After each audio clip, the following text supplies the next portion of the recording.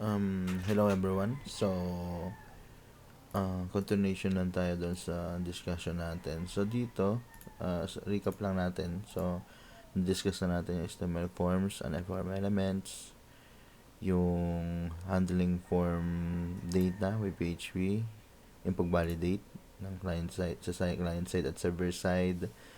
Then, itong, SQL query using PHP skip lang natin kasi dinidiscuss niyo na din sa advanced database. Then ito, nadaan na din natin at yung integration. So, last week, nag-play lang ako ng video. So, inuna ko din yung pag-adding ng record with password hashing using form. So, today, anuhin ko lang is yung populate ng data sa table. Yung data galing sa database. Then, yung pagkakaroon din ng mga button na view, update, delete sa table. So, for now is yung view lang muna may functionality. Yung update at delete is sa susunod na. Then, sa susunod, i-discuss din natin yung image handling. So, yung pag-add ng pag-submit ng form na may image na kasama, tapos yung pag-validate nito. So, dito, so ito is makikita nyo dito, ito na yung sample natin. So ito na yung sample demo natin. So last time is plain lang. So kung maalala nyo is naka-direct na siya, naka-direct na form na agad. Tapos may submit button lang, then reset. So ito, para mas pwede nyo i-integrate, mas madaling i-integrate. So, sa inyo naman yon kung mas mahirapan ba kayo or mas madali. Pero at least may idea kayo. So, paano ang itsura niya pagdating na mismo pag may template na mismo. So, dito, focus tayo sa users. Kasi lahat naman ng project nyo is required ko yung may users management. Okay? So, dito is, lang ako, nilinis ko na siya. So, tinanggal ko na yung ibang menu. So, dashboard lang siya at users. Yan. Ito is dami data pa lang to. So, saka na natin yan problemahin. So, dito, users. Yan. Then, mapapansin nyo, meron ako ditong table. No record available pa lang yan kasi dito sa database is, sa table niya is empty pa siya. Then, dito may button na add users. So, dito tayo sa visual sa VS Code natin. So ito yung ginamit kong template. Kung ito yung template na ginamit niyo sa final project, mas mapapadali kayo kasi halos parang i-copy paste nyo na lang. Then ito yung template na mismo. So nag-add lang ako ng folder na API. Mayroong file dito for users na API users. So nandito lahat ng API ng functionalities sa backend. So nandito yung pag-load sa table, yung pag-add pag-add ng users. So yung pati yung pag-update delete sa susunod. Okay? So backup is nilagay ko lang yan. So babarahin ko yan sa pag sinend ko to sa inyo is bubarahin ko. So, ayun. Sisend ko nga to. Pag ko to, isisend yun yung file para at least is pwede nyo integrate doon sa final project nyo. CSS is ito yung mga styling. CSS file natin. Then, fonts. Ito yung mga font style na pwede nyo in-attach doon sa template. Images, yung mga images na ginamit. JavaScript. Ito yung sa Bootstrap. Tapos yung ano-ano pa. Templates, ito yung yung original. So nilipat ko lang para hindi masyado magulo. So pwede i-stay ko lang diyan para as guide lang. Then itong vendor, ito yung mga other JavaScript pa. So yan. So marami pa yan. May mga tatanggalin ako diyan pero sa ngayon hindi na lang muna. So ito yung pinaka main natin. So meron tayong connection. So, obviously, alam nyo na rin to kasi na-discuss ko na nandito yung mga configuration sa database settings natin. Then, meron tayong login. So, itong login, hindi naman natin di-discuss kasi wala pa tayo sa session management. Then, index, ito yung dashboard. So, wala pa din tayo dyan. So, dito tayo mag-focus sa users. So, dito sa users, then, open na lang natin tong API users. Yan. So, users, yan, nandito. In-required ko na din yung connection para pwede tayong mapadali yung pag-connect natin sa database. Tapos, also, inattach ko din yung API users ito. Yan. So, bali, tinatawag-tawag na lang niya kasi naka-attach na rin. So, dito sa baba, so, mapapansin nyo, dito sa UI natin, dito sa code, hindi ko masyadong anuhin. So, konti lang siguro. Pero, i-explain ko tong dito sa may, natin yan. So, dito is, gumamit na ako ng pop-up modal. Okay? So, itong button, so actually, hindi to sa button talaga. So, link siya. Okay? Mapapansin nyo sa pinaka lower left, parang may may add user equals to true. So, ibig sabihin is yan, get data. So, ang pangalan ng get data natin is add_user, tapos may value siya na true. Okay? So, kapag clinic natin yan, so parang ginawa niya is nag-redirect siya doon sa URL na yun. Yun, may add user equals to true. Tapos, saka lumabas tong form natin. Ito may add user, may mga text box. So, meron tayong full name. So, dito nag-add pala ako ng ng ibang column para at least meron pa tayong ibang lagay. Iba pa tayong pwedeng ilagay. So, may full name, nag-add ako, age, gender, tas tong created at. Tong created at is automatic na rin siya. So, parang ID siya na hindi na kailangang ilagay sa query. So, kinukuha lang niya lang ang current date. So, dito, enter ng full name, age, gender, username, tapos password, tapos yung re-enter password. So, ang pag-implement pala nito, kung bakit lumabas to, is dito. So, hanapin natin yung button. Yan, link siya. Ito yan, yung add users. So, button siya pero nakapaloob siya sa A tag. Ibig sabihin link. So, ito yung data natin, add user, tapos may value siya na true. Okay. So, dito, sa add users, meron tayong checking yan eh. Yan. So, ito yung nilabelan ko na rin para at least mas mapadali yung paghanap nyo. Then, check if add user pop-up is active. So, ang tawag pala dito is pop-up modal. Okay? So, parang lang siya. Parang dev container, pero naka-floating. Pag naka-float siya, is yung back niya is naka-disabled.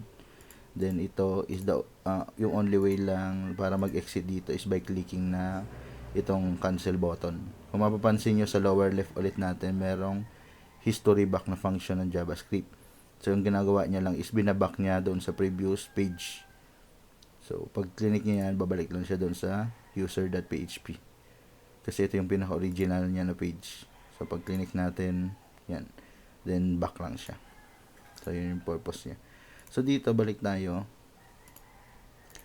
So, ibig sabihin daw, chinecheck niya kung yung get data na add users is nakaset ba or at hindi null.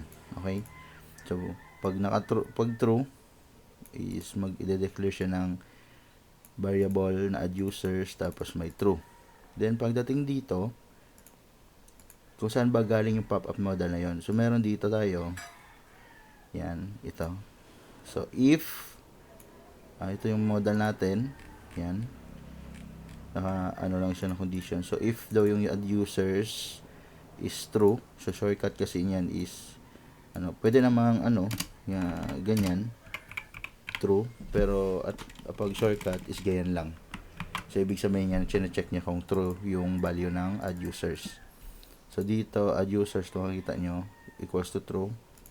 So, pag true daw to, pag existing, i-display niya tong itong pop-up ng modal. So, kaya dito, sa natin, so, ngayon, since wala tayong add user dito sa URL na true, so, kaya hindi siya nagpapakita. So, pag clinic natin yan, pupunta siya doon sa URL na may add user parameter. Yan. Kaya doon siya nagpakita. Kasi dito sa URL natin, meron siyang value na true. Okay? So, yun yung Yung iba, ginagamitan ng ang Ajax. So, nasa inyo naman yun. Kung ano ang mas may iba-iba kasing way ng pag-handle ng form data. Tapos yung pag-handle din ng mga error messages, tas mga success messages, na depende na lang talaga sa inyo kung ano yung gagamitin nyo, kung ano mas mapadali doon sa system na ginagawa nyo. So, itong ginawa ko kasi is hindi ako gumamit ng Ajax or JavaScript, more on PHP lang. So, pero madalas kong ginagamit talaga is Ajax. Pero since naman, para hindi ko na siguro i-discuss yun, kasi baka mas malito pa kayo, yung Ajax, i-skip na natin yon. So, meron dito kasi is na may topic tayo ng Ajax. So, parang nasa inyo na kung gusto nyo i-research kung mas mapadali yung way nyo. Pero ito kasi ginawa ko is kung ano yung mga na-discuss natin para at least hindi tayo liliko bigla ng topic. Okay? So, dito, ayan nga. So, lalabas siya. Then, since empty pa lang, empty pa rin yung natin. So, itong table pala, punta na tayo dito sa table. So, meron tayong 4 na column, yung ID ng user, yung username, kung kailan siya ginawa, then yung action. So, hindi muna natin din-display lahat ng info. Okay? So, dito, sa table, punta tayo sa table.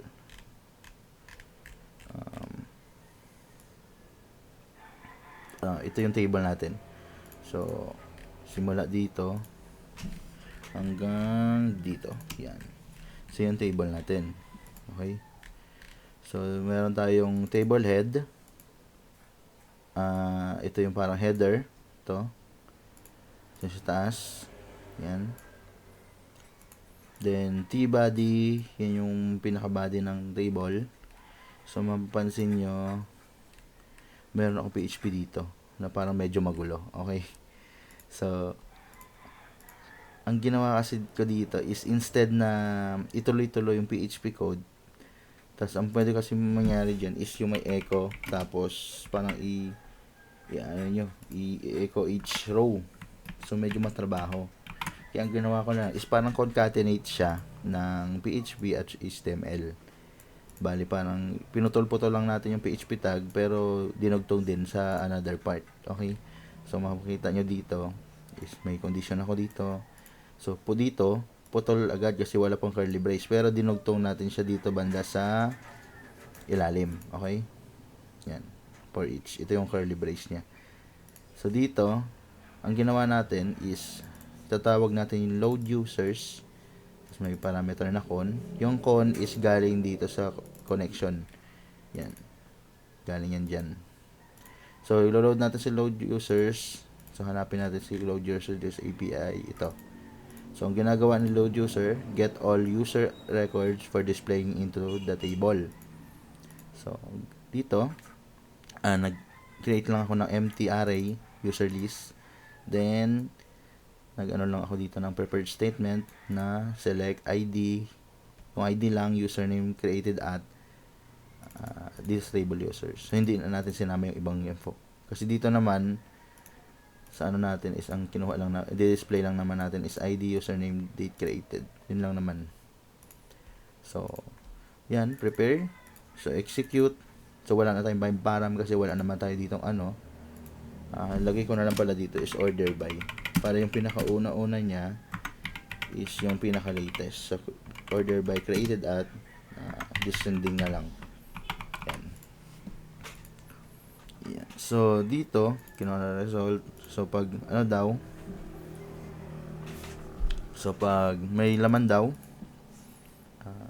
yan, parang i-while loop niya, tapos isi-save niya dito sa user list na array natin.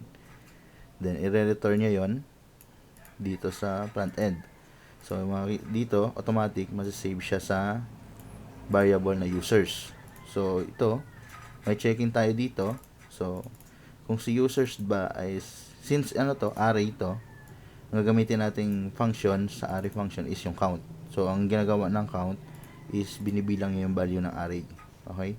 Kung ilang element yung nasa array. So, ito. So, pag greater than 0 daw, ano nyo to, execute. Then, pag else, pag 0, ang i-display niya is isang row na no record available. So, mapapansin nyo dito, since wala pa tayong record, yan, no record available tayo. Then, mapapansin nyo merong call span. So, ano ba yung call span for? So, yung call span for, kung sa Excel is, ano siya, parang merge cell, okay? So, since apat yan, kasi apat yung column natin, ID, username, date created, at action, parang minerge niya yung apat, then, din-display niya, nilagay niya yung value na no record available. Kasi kung walang call span, dito lang siya, sa pinakagilid. Okay? Di sa pinakaunang cell lang siya. Hindi siya doon sa apat. Okay? Ito, so, pag may laman daw, if for each, parang iisa-isahin yung display. Then, dito may row ulit. Itong shadow na may is more on CSS lang yan. Tapos, itong spacer din. So, huwag nyo intindihin yan. So, may row. So, first, since yung una natin is ID, ang display natin is yung i-echo natin yung user ID. Okay? Then, yung username, created. Then, dito sa action, nandito yung mga buttons natin. So, meron tayo ditong view, may edit, delete. Itong edit, delete, naka-disable pa siya, hindi pa gumagana. Pero itong view is, ano na siya, meron, working na siya. Okay? Mamaya pa, i-explain ko kung paano yung pag-work niya. So, dito, yan. So, balik tayo dito. Yan. So, dito pala, dumagdag ako ng parang error message. Success at error message. So, medyo social yung natin. Yung error natin. So, parang gumamit ako ng, ang tawag dito, yung alert. So, mapansin nyo dito, meron ditong alert. Gumamit kasi ako dito. So, ginamit ko yung parang, hindi lang siya basta, hindi lang siya basta text na message. So, parang gumamit akong container na mismo. Okay. So, kapag, ito mamaya, explain ko yan. Ito lang, pag success daw yung message, ito lalabas. Then, pag error is ito. Yan. So, try natin mag-add. Yan. Refresh lang natin. So, add. Lagay ko na ng $factor. Then, age. 32. Then, gender. Username. $factor. So, 1, 2, 3, 4, 5, 6, 7, 8, 9, 0. So, kunwari, hindi match yung hindi match yung password o kaya hindi inabot yung required na character. So, pag sinabit natin, password na not match. So, kunwari is QWERTY lang. Then, parehas na QWERTY. Let's say, parehas na QWERTY siya. Then, pag sinabi na yung password must be 10 or more characters. Okay? So, working siya. Then, dito, is, correct na natin yung, natin. Then, submit. Yan. So, automatic, mayroong message siya dito. User account as successfully created. So, yun yung parang alert natin. Okay? Then, meron tayo ditong, lumabas na yung row niya. Yan. 1, date factor, tapos yung date created. Tapos pag na-refresh natin is nandito na siya. So may double factor tapos yung encrypted password kasi naglagay tayo dyan ng password hashing. Yan. Then so dito pala is itong username is ginawa kong unique. Okay? So para mag-set lang ng unique, meron dito lang form. Tapos i-click nyo lang unique. Ibig sabihin ng unique is if ever na mag-insert ng tapos ang ginamit nyo is same username, is automatic magre-return siya ng error. So hindi na error. So error. Okay, error. Then ayun, magre-return siya ng error. Tapos na yung username daw. So ginawa ko yun kasi para maiwasan din yung resubmission ng data. So pag clinic ko to, yan. So pag continue natin, yan. Error, the username already exists. So hindi na siya mag-add. So parang hinarang na siya. Mamaya papakita ko sa code kung paano natin ginawa yan. Ito naman, pwede natin i-X yan. Yan. So pag nire-refresh natin yan, yan, automatic nandiyan na siya. So yung code pala ng pag-submit. So ito kasi ito yung pang-load ng sa table, then ito checking sa pag kung active yung add pop-up natin. So ito mamaya sa view yan. Ito yung sa adding of user accounts. So kapag request method daw is post, then pinindot yung click button, nandito yung full name natin, yung age, yung gender, username, password, then yung encryption, hindi pala encryption, hashing. So yun pala, may pagkakaiba yung hashing sa encryption, okay? So encryption kasi is two-way siya. So ibig sabihin pwede siyang encryption, then i-decrypt. Possible siya pwede i-decrypt. Ang hashing kasi is permanent, okay?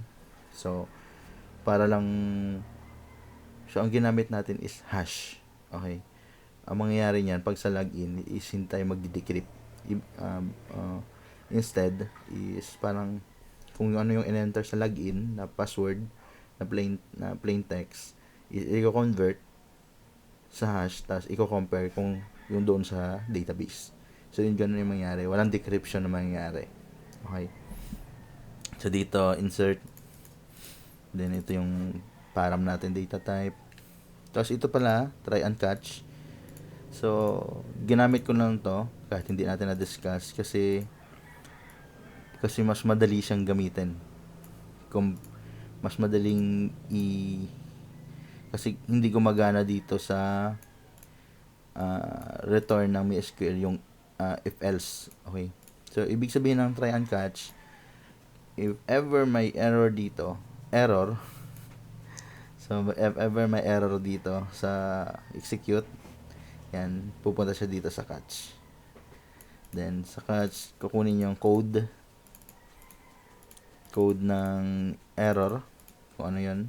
So yung automatic yung 1062 kasi is ibig sabihin is may duplicate entry. So kaya nilagay natin is error username already exists. Else kung marami pang error is ito yung get message na lang yung i-display niya. So dito kasi pag success daw, ang nilagay ko is may message add tayo na user account successfully created, then status add niya is 1. Dito naman is yung message add niya is ito, then status add niya is 0. Okay? So dito sa error message natin makita nyo, so pag nakaset daw yung status add, tapos ang value niya is 1, yan, and tapos ang value niya is 1, display niya is success. Tapos in-echo lang natin yung message na add. Then pag ito naman is nakaset pa rin siya, tapos pero ang status niya is 0, yan, ilalabas niya is error. So yun ginawa natin doon. Yan. So yun yung, so dito naman sa view kasi is mapapansin nyo meron tayong dito, parang link. So kanina add user, ito naman view user na true. Tapos maliban doon, nag-concatenate tayo ng parameter naglagay tayo ng and, tapos sinama natin yung user ID. Kasi itong user ID, ito yung ID ng user, ito. Same lang siya. Kasi gagamitin natin itong user ID para i-search yung information ng clinic natin na row. So, dito, so balik tayo sa backend. Yan. So, nandito lahat sa backend. So, dito triggered when view button is clicked. Okay? So, yan. So, if yan, yung view user daw is existing, nakaset, ibig sabihin, nasa ano siya, makikita nyo, ito. Ito kasi, makita nyo sa lower left is, meron siyang view user through user ID is equals to 1. So, ito yung 1. So, parehas lang siya. So, pag clinic natin yan, yan. So, pupunta yung URL, automatic, view user equals to true, then user ID equals to 1. So, pagdating dito sa user, so, ibig sabihin nakaset siya, nasa URL siya, then yung user ID din is nakaset. So, dapat parehas sila. Then, kukunin natin yung user ID, which is yung 1, save natin sa selected user ID. Then, meron tayo ditong prepared statement na select. So, ID, username, full name, age, gender, created at. So, bakit hindi natin ginawang asterisk na lang? Kasi, pag ganun, masama natin yung password, which is iniiwasan natin na parang tawag dito, parang i-expose siya sa web application natin. So, yun. Ito lang yung limited. Kahit isa lang naman ang wala. Then, where ID is equals to question mark. So, dito, may param tayo integer, which is yung selected user ID natin. Execute, get result. So, pag yung may nakuhang record, yan, save lang yung data sa user info. So, ang by default ng user info is naka-null lang. Okay? Then, yun, go-close na yung statement. So, pagdating dito, meron din kagaya nung sa add users, lumalabas din lang din tong tong pop-up modal na user details kapag yung user info is hindi null. Ibig sabihin may laman siya. Okay? So, yan. Lumalabas din yung modal niya. Tapos ng user details. Yung user info is yung galing dito. Yan. Galing yung user info dito. User info ID, full name, username, age, gender, created at. Tapos may button lang siya na history back. Para pag click, kasi meron dito, pag click natin yung close, yan, babalik lang siya doon sa pinaka original niya, sa previous page niya. Okay?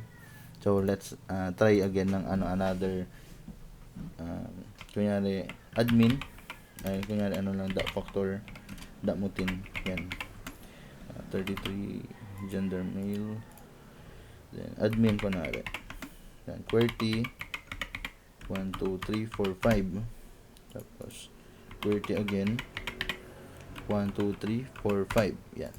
So, pag submit, yan,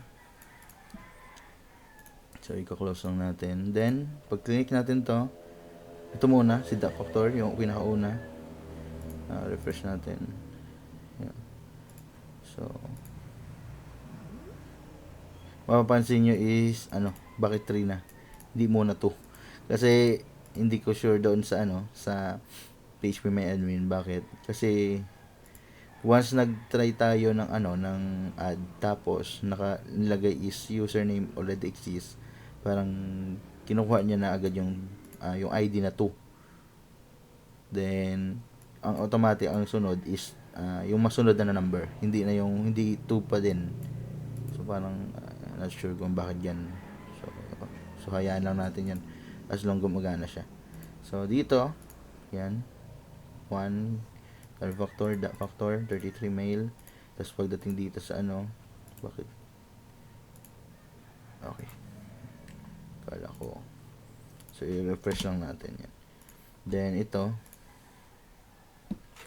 3, factor, yan, admin.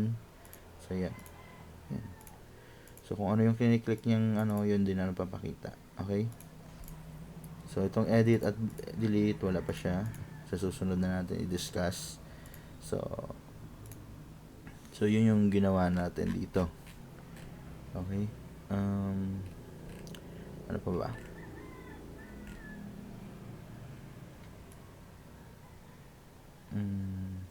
So dito pala sa client side, ang ginamit ko na lang na listener is yung submit.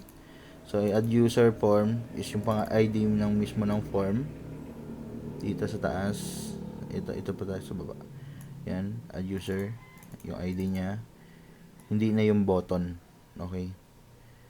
So pag sinubmit daw yung form, automatic is mati-trigger to. Yan, yun yung ginamit ko. Then so i-forward ko to doon sa pinin ko dati na Google Drive folder.